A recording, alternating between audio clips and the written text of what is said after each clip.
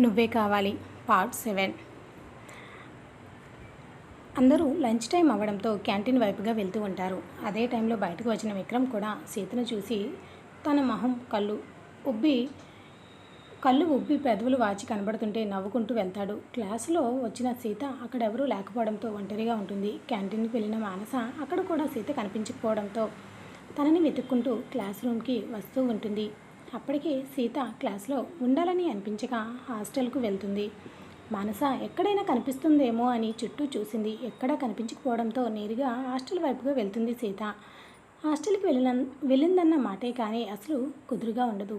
విక్రమ్ చేసిన పని గుర్తుకు వస్తూ ఉంటే కన్నీళ్ళు అసలు ఆగవు. తనకి ఎందుకు ఇలా జరుగుతుందని పదే పదే బాధపడుతూ అలసటతో నిద్రపోతూ ఉంటుంది. విక్రమ్ అప్పటికే సీత క్లాస్లో ఉండాలని అనిపించక హాస్టల్కి వెళ్ళిపోతుంది. మనస ఎక్కడైనా కనిపిస్తుందేమని చుట్టూ చూసింది. ఎక్కడా కనిపించకపోవడంతో నేరుగా హాస్టల్ వైపుగా వెళ్తుంది సీత. హాస్టల్కి వెళ్ళిందన్న మాటే కానీ అసలు కుదురుగా ఉండదు. విక్రమ్ చేసిన పని గుర్తుకు వస్తూ ఉంటే కన్నీళ్ళు అసలు ఆగవు. తనకు ఎందుకు ఇలా జరుగుతుందని పదే పదే బాధపడుతూ అలసటతో నిద్రపోతుంది. విక్రమ్ తన గదికి వెళ్ళి తనకు కావాల్సినవన్నీ తీసుకుని వచ్చి నేరుగా సీత క్లాస్ వైపుగా వెళ్ళేసరికి అక్కడ సీత ఉండదు. ఎటు వెళ్ళిపోయిందా అని భయపడి పారిపోయిందా ఏంటా అని అనుకుంటూనే తన కోసం వెతుకుతూ ఉంటాడు. ఎక్కడ కనిపించకపోవడంతో తిరిగి క్యాంటీన్కి వెళ్ళిన విక్రమ్ని చూసి యశ్వంత్, ఏంట్రా ఇంత లేటు? నేను వచ్చి ఎంతసేపు అయింది? ఇప్పుడే వస్తానని చెప్పి ఇంత లేట్ ఏంటి అని అడుగుతాడు. ఏమీ లేదులే, చిన్న వర్క్ ఉంటే చూసి వస్తున్నా అని చెప్పి విక్రమ్ తనకు కావాల్సినవి ఆర్డర్ ఇస్తాడు. విక్రమ్ గురించి తెలిసిన యశ్వంత్ ఏమీ ఇంకా పెద్దగా క్వశ్చన్ చేయడు. యశ్వంత్తో పాటు తిని మళ్ళీ క్లాస్కి వెళ్తాడు విక్రమ్.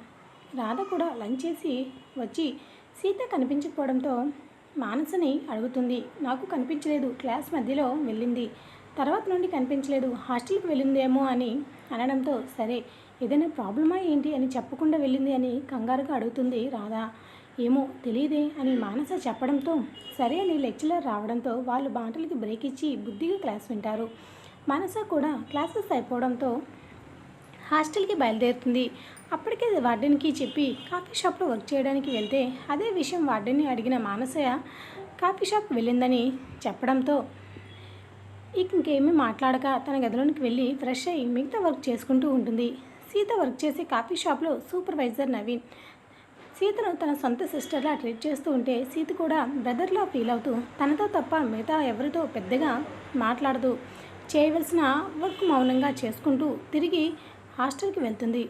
విక్రమ్ యశ్వంత్ ఇంటికి వెళ్తూ యశ్వంత్ అయితే బైక్లో కూడా విక్రమ్ని అడిగినా కూడా ఏమీ సమాధానం చెప్పడు, మౌనంగా ఉంటాడు. ఏమైంది వీడికి, ఎందుకు ఇంతలో విచిత్రంగా ప్రవర్తిస్తున్నాడు అని అనుకుంటాడు.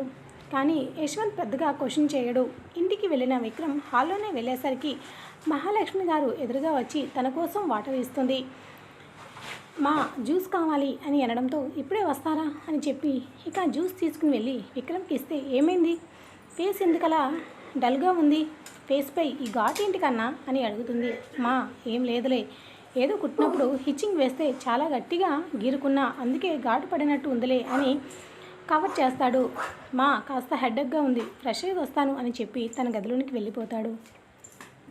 ఏంటి విక్రమ్, నువ్వెందుకు తన గురించి ఆలోచిస్తున్నావు అని అద్దంలో చూసుకుంటూ తనే క్వశ్చన్ చేసుకుంటూ ఉంటాడు. రాక్షసి ఎంతలా గిచ్చేసిందో, మమ్మీకి ఎప్పుడు లేదు దొరికిపోయాను అని అనుకుంటూ సీతగా తన దగ్గర ఉన్నప్పుడు సీత పడే తడబాటు, తన కళ్ళలో కనిపించే భయం, ముద్దు పెట్టిన తర్వాత తన కోపం అంతా పదే పదే గుర్తుకు వస్తూ ఉంటే ఇంతకుముందు ఎప్పుడు ఏ అమ్మాయి విషయంలో చేయని పొరపాటు ఎందుకు చేశానా అని విక్రమ్ ఆలోచిస్తూ ఉంటాడు. ఏమైనా తప్పు చేశానా అని విక్రమ్ మనసులో కాస్త గిల్టీ ఫీలింగ్ అయితే మొదలవుతూ ఉంటుంది. కానీ ఈగో అడ్డం రావడంతో ఆలోచనలన్నీ పక్కన పెట్టి ల్యాప్టాప్ తీసుకుని ఇక పెండింగ్ ఉన్న వర్క్ చేసుకుంటూ ఉంటాడు. డిన్నర్ టైం వరకు గడిపేస్తాడు. అలా జయరాం కూడా రావడంతో బిజినెస్ విషయాలు మాట్లాడుకుంటూనే డిన్నర్ తిని వెళ్ళవలసిన ఫారెన్ ట్రిప్ గురించి విక్రమ్కి వెళ్ళమని జయరాం గారు చెప్తే విక్రమ్ నేను వెళ్ళను, మీరే చూసుకోండి, ఏదైనా డౌట్ ఉంటే కాల్ చేయండి అని సింపుల్గా చెప్పి తన గదిలోనికి వెళ్ళిపోతాడు. ఏమైంది, ఎప్పుడు ఫారెన్ ట్రిప్ అంటే యశ్వంత్తో రెక్కలు కట్టుకుని వెళ్ళిపోయేవాడు ఈసారి మాత్రం ఎందుకు అవాయిడ్ చేస్తున్నాడు, ఏమైనా జరిగిందా అని వెంటనే జయరాం గారు యశ్వంత్కి కాల్ చేసి అడగడంతో లేదు అంకుల్, ఏమీ జరగలేదు అని చెప్తాడు. మరి ఎందుకురా విక్రమ్ డల్గా ఉన్నాడు అని అడిగితే నాకు తెలియదు అంకుల్, ఈవినింగ్ కూడా చాలాగా క్వశ్చన్ చేశా, ఏమీ సమాధానం చెప్పలేదు అని అంటే నీకు తెలియకుండా ఏమీ ఉండదని నాకు తెలుసు, చెప్తావా చెప్పవా అని ఈసారి సీరియస్గా జయరామ్ గారు అడిగేసరికి నిజంగా తెలియదు అంకుల్ అని సమాధానం చెప్తాడు. సరే తిన్నావా అని నార్మల్ క్వశ్చన్ అడిగేసరికి ఇప్పుడే తిన్నాను నేను అని అంటే బాయ్ అని పెట్టేస్తారు జయరామ్. ఇక ఎవరి రూమ్లోకి వాళ్ళు వెళ్ళిపోతారు. విక్రమ్ వెళ్ళనని చెప్పేసరికి ఇక తప్పగా జయరామ్ గారే వెళ్ళవలసి వస్తుంది. సిటీలో ఇంకొక ఫేమస్ కంపెనీ టెక్స్టైల్స్ జయరామ్ గారికి వరుసగా తమ్ముడవుతారు. ప్రతాప్ గారితో మొదట్లో ఇద్దరూ కలిసి బిజినెస్ స్టార్ట్ చేసిన ప్రాఫిట్ రావడంతో ఎవరికి వాళ్ళు ఇంట్రెస్ట్ బట్టి వాళ్ళు సపరేట్ బిజినెసెస్ స్టార్ట్ చేస్తూ ఉంటారు. అలాగే వీళ్ళ కంబైన్ బిజినెస్ కూడా ఇద్దరు చూసుకుంటూ ఉంటారు. కొన్ని సంవత్సరాల తర్వాత జయరామ్ గారి బిజినెస్ని విక్రమ్ హ్యాండిల్ చేస్తే ఇక ప్రతాప్ గారి బిజినెస్ని మురళీకృష్ణ హ్యాండిల్ చేస్తాడు. విక్రమ్కి ఈగో యాటిట్యూడ్, అమ్మాయిలంటే చిన్నచూపు. మురళి మాత్రం తన మాటలతో మాయలు చేస్తూ తనకు నచ్చిన అమ్మాయిని తన సొంతం చేసుకునే యాటిట్యూడ్ ఉన్న అబ్బాయి. ఈ విషయం ప్రతాప్ గారి వరకు చేరవు. అందుకే కొడుకు గురించి తనకి తెలియకపోవడంతో ప్రతాప్ గారు కూడా పెద్దగా పట్టించుకోకుండా బిజినెస్పై మాత్రమే దృష్టి పెడుతూ కొడుకు చెప్పే మాయమాటలు నమ్మేస్తూ ఉంటారు. ఇప్పుడు కూడా ఇంపార్టెంట్ మీటింగ్ అయిన తర్వాత అలసిపోయి ఉన్న మురళి అలసట తీరే మార్గం తనకు అలవాటే కాబట్టి వెంటనే తన పాత గర్ల్ ఫ్రెండ్లో ఒకరికి కాల్ చేసి గెస్ట్ హౌస్కి పిలిపిస్తాడు. మురళి నుండి ఫోన్ రాగానే ఎంతో హుషారుగా అమ్మాయి హాఫ్ అన్ అవర్లో గెస్ట్ హౌస్లో ఉంటుంది. హాయ్ డార్లింగ్ అని పలకరించి నేరుగా గదిలోనికి వెళ్ళి లైట్గా డ్రింక్ ఇద్దరైతే సిప్ చేస్తూ ఉంటారు. మురళి ఎటువంటి డ్రగ్ ఎఫెక్ట్ లేకపోయినా అతని స్పీడ్ తట్టుకోవడం ఏ అమ్మాయికైనా కన్నరకమే. మురళి డ్రగ్ వేసుకోకపోయినా తన కోసం వచ్చే అమ్మాయిలు మాత్రం డ్రగ్ వేసుకోకపోతే నరకం కళ్ళ ముందు కనిపిస్తూ ఉంటుంది. డ్రగ్ ఎఫెక్ట్ ఉన్నంత వరకు మురళి పోటీ ఇస్తూ ఎంజాయ్ చేస్తూ ఉన్న ఎఫెక్ట్ తగ్గిన తర్వాత ఒళ్ళంతా నొప్పులతో 2 రోజులు సఫర్ అవుతూ ఉంటారు. అలా మురళి గురించి తెలిసి కూడా అమ్మాయి అతను ఇచ్చే డబ్బులకు ఆశపడి ఫోన్ చేయడమే ఆలస్యం అతని కౌగిలిలో వాలిపోతూ ఉంటుంది. ఇక తన కోసం వచ్చే అమ్మాయి కూడా నేరుగా బెడ్రూమ్లోనికి తీసుకువెళ్ళి తన పని మొదలు పెడుతూ ఉంటాడు. రూమ్ అంతా సెంటెడ్ క్యాండిల్స్తో మరింత మత్తును పెంచేలా ఉంటుంది. డిమ్ లైట్ వెలుగులో ఇద్దరు ఒకరినొకరు పెనవేసుకుంటూ వాళ్ళ తాపాన్ని తీర్చుకునే పనిలో లీనమై ఉంటారు. ఇద్దరు మధ్య ఒకరి మీద ఒకరికి ఎటువంటి ప్రేమ లేదు, కేవలం కోరిక మాత్రమే. మురళిని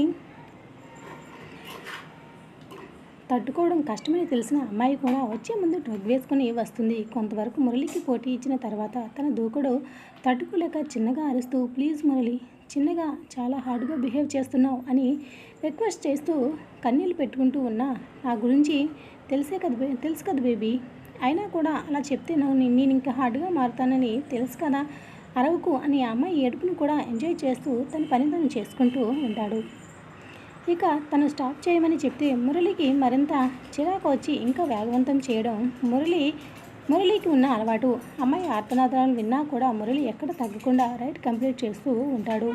2 గంటల తర్వాత వదిలి పక్కనే వాలుతాడు. అప్పటి వరకు నరకం అనుభవించిన అమ్మాయి ఇక స్పృహ తప్పిపోతుంది. కాసేపటికి తన మొహం పైన నీళ్లు చల్లి అప్పుడే ఇలా అయితే ఎలా బేబీ, 1 మోర్ టైం అని మళ్ళీ తన మీద పడేసరికి ప్లీజ్ బేబీ నాకు కాస్త రెస్ట్ ఇవ్వు అని రిక్వెస్ట్ చేస్తూ ఉంటుంది. నో, నీకు తెలుసు కదా నాకు ఇలాంటివి నచ్చవని అని తన పని తను చేసుకుంటూ మళ్ళీ ఆ అమ్మాయి మీద పడి నరకాన్ని మరొకసారి రుచి చూపించి లేచి ఇక వాష్రూమ్లోనికి నేరుగా వెళ్ళి స్నానం చేసి టవల్తోనే పక్కనున్న గదిలోనికి వెళ్ళిపోతాడు. ఇటు అమ్మాయిలకైతే ఆ నొప్పి భరించలేక మరొక ఇంజెక్షన్ చేసుకోక తప్పదు. అలా రాత్రంతా ఒక రకమైన స్వీట్ టార్చర్ చూపించిన మురళి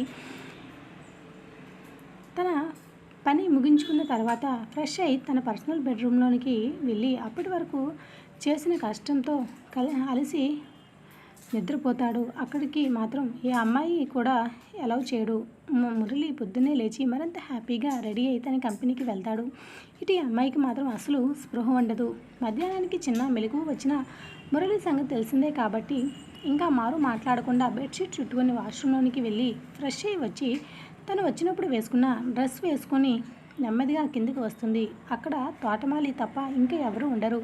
మురళి గురించి తెలిసిన తోటమాలి మాట్లాడకుండా మౌనంగా తన పని తను చేసుకుంటూ ఉంటాడు. మురళి ఆఫీస్కి వెళ్ళినప్పుడే తన గదిలోనికి వచ్చి ఈ అమ్మాయి అప్పుడే లేచినట్లేదులే అని తనకి ఇవ్వాల్సిన డబ్బులు పెట్టి ఇక ఆఫీస్కి అయితే వెళ్ళిపోతాడు. ఇక అప్పటి వరకు పెయిన్గా ఫీల్ అయిన అమ్మాయి డబ్బులు చూసేసరికి నొప్పంతా మరిచి హ్యాపీగా ఇంటికి వెళ్తుంది. మురళి గురించి తోటమాలికి తెలిసిన ప్రతాప్ గారికి అసలు చెప్పడు. కొంచెం కొంచెం విక్రమ్కి మురళి గురించి తెలిసిన పెద్దగా పట్టించుకోడు. కేవలం తన కాలేజీ వరకే ఇన్వాల్వ్ అవుతూ ఉంటాడు. రిలేటివ్స్ అయినా సరే వాళ్ళ హద్దుల్లోనే ఉంచుతాడు. అందరి గురించి పట్టించుకోవడం విక్రమ్కి అస్సలు నచ్చదు. ఇక కన్నవాళ్ళు కనుక జయరాం గురించి మహాలక్ష్మి గురించి అప్పుడప్పుడు పలకరించినా మిగతా వాళ్ళని మాత్రం కంటి చూపుతోనే ఆపేస్తాడు. అన్ని విషయాలు క్లియర్ చేసేది కేవలం యశ్వంత్ ఒక్కనే. అన్ని విషయాల్లో కేర్ చేసేది కేవలం యశ్వంత్ ఒక్కనే. బిజినెస్ పరంగా ఫార్మాలిటీ మాటలు మాత్రమే మాట్లాడే విక్రమ్ సీత దగ్గరికి వచ్చేసరికి తను తనకి అంత అట్రాక్ట్ అవుతున్నాడో తెలియక కలత నిద్రలోనే నిద్రపోతూ ఉంటాడు. కాఫీ షాప్ నుండి సీత హాస్టల్కి బయలుదేరుతూ ఉంటుంది. తన కోసం ఎదురు చూస్తూ ఉన్న మనస సీత రావడం చూసి ఫాస్ట్గా తన దగ్గరికి వెళ్ళి, ఏమైంది, కనిపించలేదు, ఎందుకు మధ్యలో హాస్టల్కి వచ్చేసావు, ప్రిన్సిపల్ రూమ్కి వెళ్ళిన తర్వాత ఏం జరిగింది అని కంగారుగా మానస సీతని అడుగుతూ ఉంటే సీత మాత్రం తనకి ఏమి సమాధానం చెప్పక నేరుగా తన గదిలోనికి వెళ్ళిపోతుంది. తర్వాత ఏం జరగనుంది, నిజమో మానసకి చెప్తుందా లేదా? వచ్చే ఎపిసోడ్ మిస్ కాకండి. ఇది episode. Like the video. Thanks for listening.